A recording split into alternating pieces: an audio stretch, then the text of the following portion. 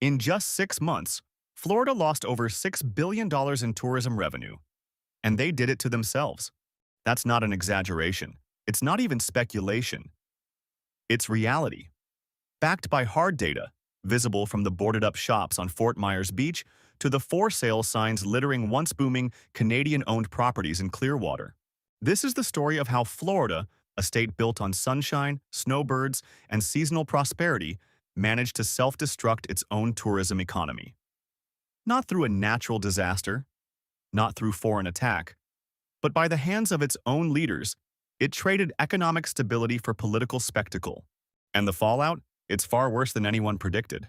The collapse? No one wanted to believe. For decades, Florida had one of the most reliable economic engines in North America, the Canadian snowbird. Every winter, thousands of retirees would migrate south, escape the cold, and breathe life into Florida's winter economy. These weren't tourists.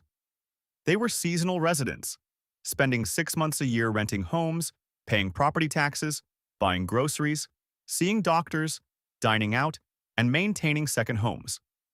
According to Statistics Canada, the average Canadian snowbird household spent $33,000 per winter in Florida. By contrast, the average American tourist spends about $1,200 on a short vacation. Let that sink in. To match the economic impact of one snowbird household, Florida would need to attract 28 American tourist families. That's not a small difference. That's an entirely different economy. But in just a few months, this golden goose was strangled. The warnings were clear. The warning signs weren't hidden. They were flashing like emergency sirens as early as January 2025. Winter rental bookings dropped 31%. Canadian real estate searches plummeted 45%. Flights from Canada to Florida fell by 38%. Anyone looking at those numbers could see the economic storm coming. It was immediate, it was measurable, and it was dangerous. But instead of acting, Florida's politicians brushed it off. They dismissed the Canadian market collapse as a minor dip, one that would easily be filled by domestic tourists. That decision, catastrophic. Let's be clear, this collapse didn't happen because of a market shift. It wasn't just inflation or interest rates or the Canadian dollar. It was policy-driven. It was a deliberate choice by Florida's leaders to alienate and antagonize one of their most valuable economic contributors. First, the federal government lit the match. Tariffs, trade wars, rhetoric about making Canada the 51st state. President Trump raised tariffs to 35%, targeting products from one of America's oldest trading partners. The goal? To look strong, to project dominance. The cost? Billions in economic fallout, starting with air travel between Canada and Florida, which dropped sharply. Then Florida took that match and poured gasoline on it. A hostile welcome. Instead of de-escalating, state-level politicians doubled down with policies that directly attacked the snowbird community. New regulations required Canadian visitors staying more than 30 days to register with U.S. authorities, including background checks and fingerprints, a move that shattered decades of seamless cross-border travel tradition. Senate Bill 2164 restricted foreign ownership of real estate under the guise of national security. Though it didn't specifically name Canadians, the message was clear. You're no longer welcome here. And it worked, just not in the way politicians had hoped. Canadians began selling off Florida properties en masse. Real estate agents from Fort Lauderdale to Sarasota reported record-high listings from Canadians, with one agency saying listings went from 2 or 4 per quarter to as many as 18. And this isn't a temporary protest. This is permanent capital flight. Real people, real consequences. For politicians in Tallahassee, this was an ideological win. They projected toughness, nationalism, and control. But for everyday Floridians, the ones who rely on those snowbird dollars to pay rent, keep their businesses open, or just put food on the table, it's been a nightmare. Local businesses in tourism-heavy cities like Clearwater and Naples are reporting 30 to 50% revenue declines. According to the South Florida Business Journal, some businesses saw revenue collapse by up to 70% in February 2025, the very heart of tourist season. Service workers, waitstaff, bartenders, cleaners, are seeing hours cut, jobs lost, and wages shrink. One doctor at a local clinic shared that he used to see 30-plus Canadian patients a week. Now, Less than 10. It doesn't stop at businesses. It goes right to the heart of public finance. The domino effect hits local government. Florida's municipalities rely heavily on property taxes, especially in coastal areas where snowbirds own large portions of real estate. As Canadians sell off, those properties are either sitting empty or plummeting in value. That's $2.1 billion in lost property tax revenue. And when city budgets shrink, so do essential services. Fire departments delay equipment upgrades. Police forces freeze hiring. Schools cut programs. According to a University of Central Florida analysis, unemployment in some coastal counties is projected to jump from 4% to 6%, a devastating blow for the working class. And it's not just Florida that's feeling the shift. Other countries are seizing the opportunity. While Florida burns, competitors are moving fast and smart.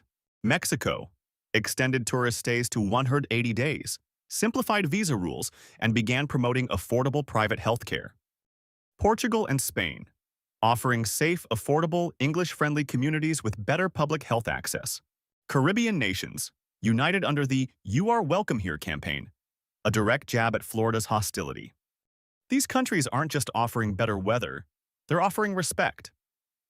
And that, to a generation of retirees with money to spend and choices to make, makes all the difference. Canadians are now reinvesting the proceeds from Florida property sales into homes in these competitor countries. Florida didn't just lose revenue, it's bleeding long-term capital investment, the kind of money that builds communities, not just fills hotel rooms. Florida politicians have one talking point they keep repeating, but overall tourism numbers are up. They cite a single statistic, that general tourist volume has risen slightly due to more domestic travelers, and use it as a shield. But here's what they don't say. Those domestic tourists spend less. They stay for shorter periods. They don't pay local property taxes, don't maintain seasonal homes, and don't contribute consistently to the community. It's not just apples to oranges, it's apples to crumbs. Florida's economy was designed to thrive off long-term, high-value residents, not quick weekend getaways.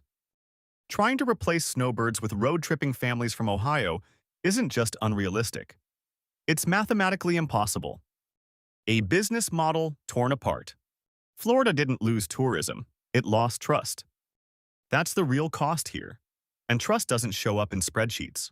When Canadians decided to sell their homes, skip their usual winter retreats, and invest elsewhere, it wasn't about a dollar amount. It was about feeling unwanted. What once felt like a second home now felt hostile, bureaucratic, and dangerous.